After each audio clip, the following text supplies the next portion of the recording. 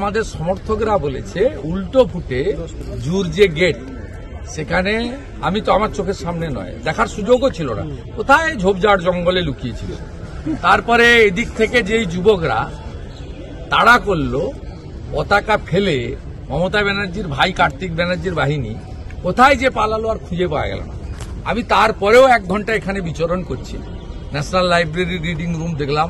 রাজ্য সরকার হিমাচল প্রদেশের মতো স্যালারি বন্ধ করার দিকে যাচ্ছে। ওই জন্য মুখ্যমন্ত্রী গঙ্গাসাগরে দাঁড়িয়ে চিৎকার করে বলছেন, কুম্ভ যদি টাকা পায় আমি কেন টাকা পাবো না।